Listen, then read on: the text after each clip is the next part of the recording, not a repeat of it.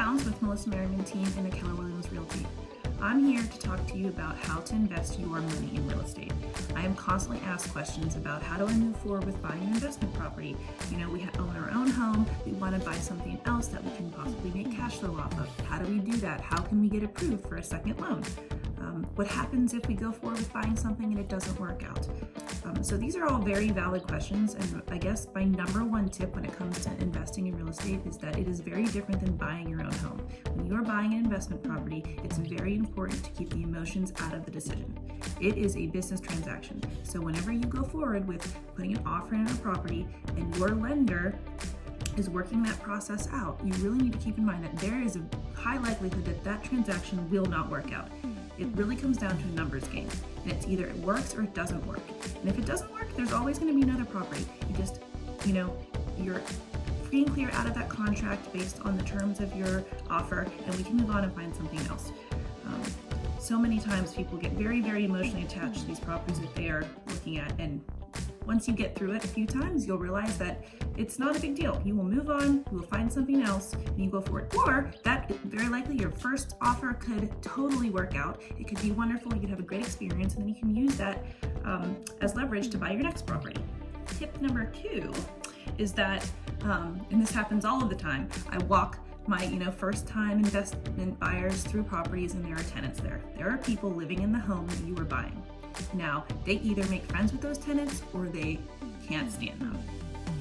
First thing to remember is that those tenants, regardless of what you think of them, they are going to be your friend, because you have to make friends with them, because they're either going to pay the rent in the property you're going to live in, or you're going to have to very nicely have them leave. So if you come off the bat and you're rude and you're irritated with them, regardless of what they say or how they act, you need to consider them as a friend. Those tenants are your biggest allies. They can tell you everything about that property. They've lived there sometimes 10 years, 15 years, maybe even just they've been there a year. They know a lot more about that property than you do, so you need to consider them as a friend and then realize anything you can about that property from them, and then you can make your decisions moving forward after you get that information. And then continue to just be kind to them, because ultimately they are giving you what you want, which is paying you a paycheck to make that property make money. The number 3 question that I always get asked is, what if I can't rent it? Okay, so I know there's lots of concern about the interest rates rising and people not being able to afford to buy homes. Well, good thing for you as an investor is that statistically and historically, the rates of commercial lending have stayed pretty much the same, even through all of this pandemic and everything that happened in the past and moving forward. So as far as your rates, that's really not going to make a difference. But what does happen residentially is that drives people into the rental market, which actually drives the need for renting and for the rent costs to increase. So when it comes to your investment, the likelihood of you not being able to find a tenant is very, very slim. There are lists and lists and lists of people, qualified renters looking for nice places to live, especially considering the school district that you might be purchasing in. So that is one thing to consider. If you acquire a property and you get it to the standards of where it should be, you will have no problem. You probably will be overwhelmed with finding a tenant. That property will rent, and you will be okay on that aspect. Every property is not equal.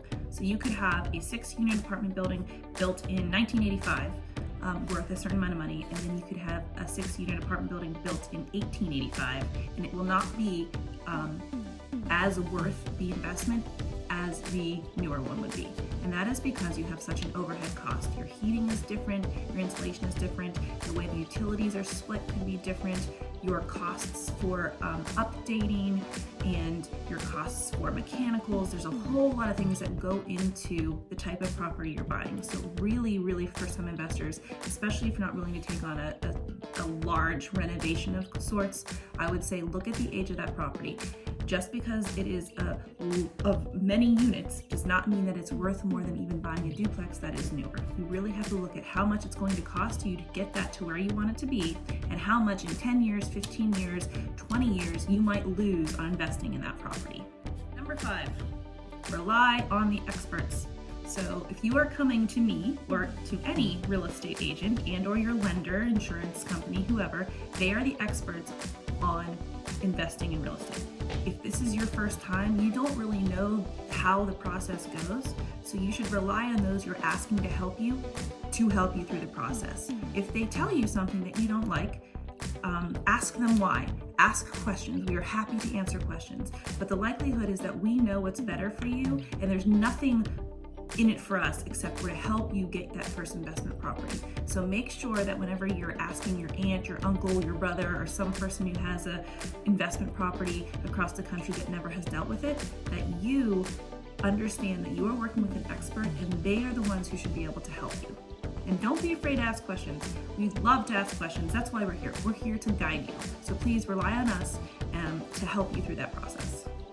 Very last tip, which kind of goes along with relying on your experts, is knowing your numbers. This is a numbers game. Like I had said before, it is a business transaction. It is a decision you are making to help you move forward financially in your life and make an investment for your future. So if you are not a numbers person, and maybe you don't understand all of the terminology that comes along with investing in real estate, make sure that you talk to your experts, whether that is your lender, your real estate agent, your insurance company, your tax person. All of those people know how to help you, and if you are unsure of something, make sure you ask them. It is a numbers situation. You don't want to find yourself investing in something that's just going to drain you of money. This should be something that is going to eventually give you cash flow, help you move on to buy the next property so you can continue to grow your portfolio. And we want to make sure you're making the right decisions.